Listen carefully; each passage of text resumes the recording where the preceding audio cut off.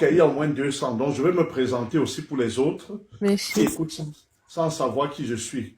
Comme celle qui est là pour la première fois nous l'a demandé. Donc, je suis Henri Simplice Tchaganziemi. Oui. Vous pouvez me retrouver sur tous les réseaux. Si vous me cherchez partout, vous allez savoir qui je suis. Mais bon, je suis consultant réglementé en immigration Super. canadien, Mhm. hein, et membre du Collège des consultants en immigration et en citoyenneté du Canada. Je ne suis pas avocat. On m'appelle maître.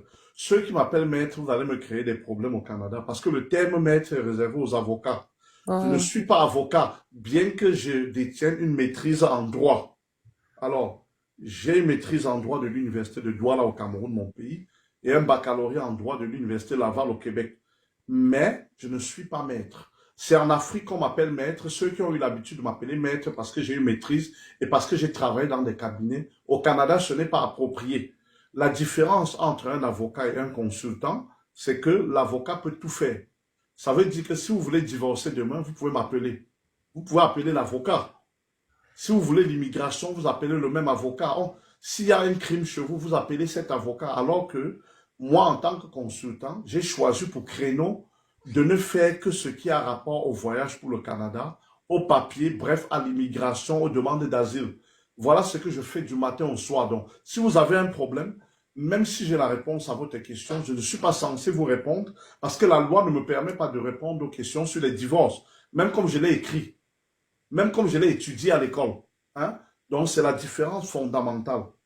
Donc, je suis consultant et voilà, je suis président responsable d'une firme d'immigration, Immigration Efficace Canada, qui est située ici à Montréal. Je ne sais pas où vous vous trouvez, mais mes cabinets sont situés à Montréal, bien qu'au Canada, mes clients se trouvent partout parce oh, que toute la technologie a avancé aujourd'hui. mhm. Le cabinet est situé au 1482 rue de l'Église, à la ville Saint-Laurent à Montréal.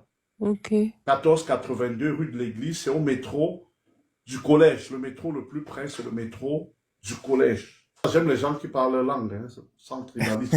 Voilà. Donc, chez toi, c'est bon, tu es un enfant du village. Allons-y. D'accord, pas. En fait, ma question est très simple. Je suis au Canada depuis pratiquement 3 ans et j'ai ma conjointe qui veut bon, nous nous sommes connus ici et depuis pratiquement une année, on s'échange. Ben, on n'a pas vécu sur le même toit et présentement, elle veut me parrainer, mais nous ne vivons pas dans la même maison. Donc, je me questionnais à l'idée de savoir si c'est possible de faire une procédure de parrainage étant donné que nous ne sommes pas sous le même toit. Il faut que vous vous mariez. Vous pouvez être marié et ne pas vivre sous le même toit.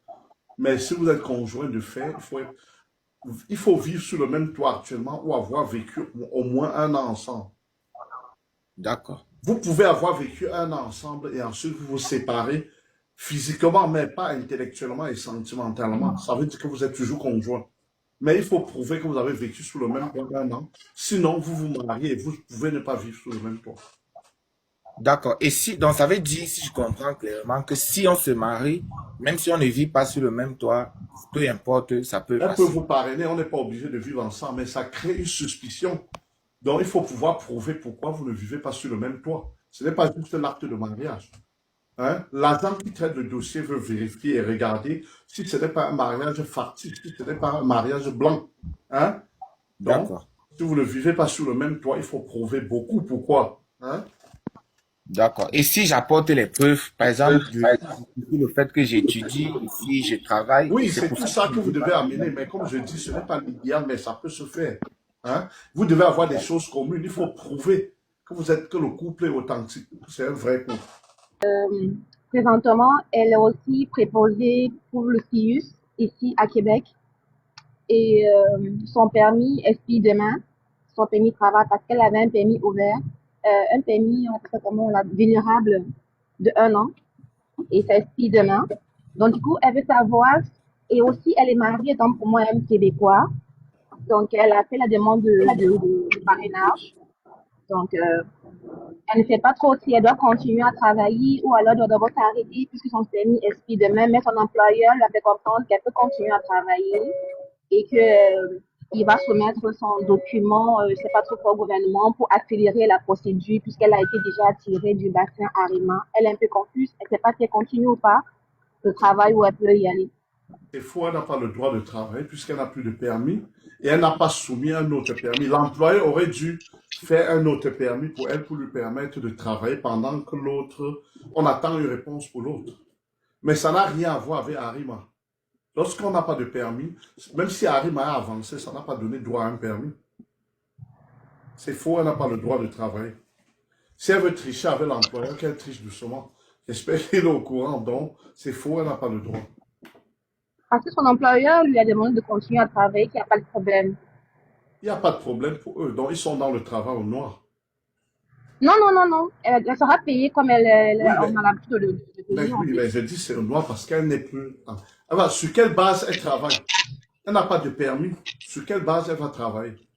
Ce n'est pas l'employeur qui décide, qui travaille. Hein? Travailler avec permis ou sans permis, c'est de compétence fédérale et c'est d'ordre public. C'est une loi d'ordre public. Personne ne peut y déroger volontairement. Hein? Ce n'est pas vous qui décidez. Ce n'est pas l'employeur qui décide qui va employer avec ou sans papier.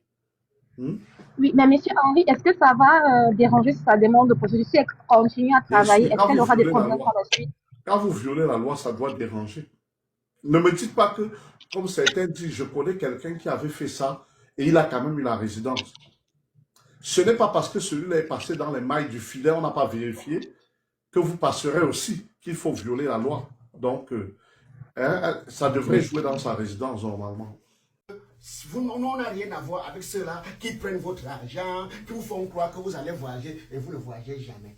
Ce que je peux vous dire aussi, c'est que la réalité, c'est qu'il y a plusieurs personnes sur les réseaux sociaux qui ont usurpé mon identité et qui se nomment Henri Simplice, Tchaganzi, mes consultants, avec mes photos et les photos de mes enfants, mais qui ne sont pas moi.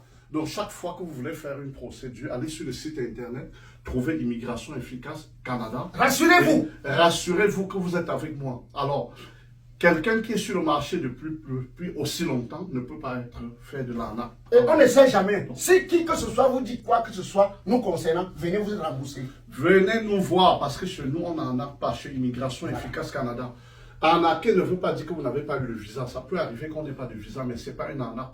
Arnaquer veut dire qu'on n'a pas respecté notre contrat et on a fui. Chez moi, je n'arnaque pas. Que ce soit des personnes qui sont au Canada, qui ont fait des demandes d'asile, ou des personnes qui n'avaient pas de statut et qui ont voulu restaurer leur statut, venez nous voir et nous sommes disponibles.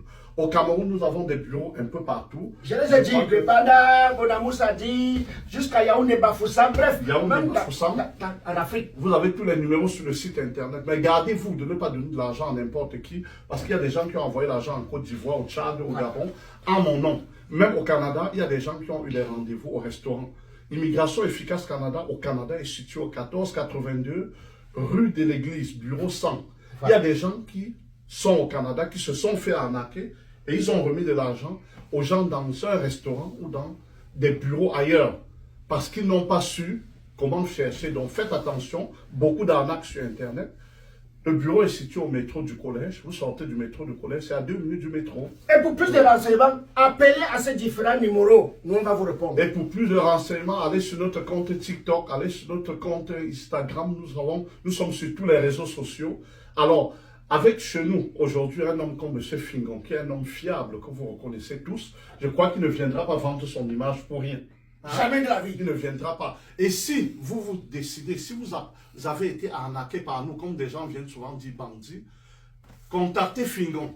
Hein? Tout de suite. Contactez-le tout de suite. Écrivez-moi sur ma page. Et si ça ne va pas, il mettra tout sur les réseaux. Parce que chez Immigration Efficace Canada, on n'arnaque pas. Il n'y a pas d'arnaque. Alors, mon lampadaire, tu sais ce qu'il te reste à faire.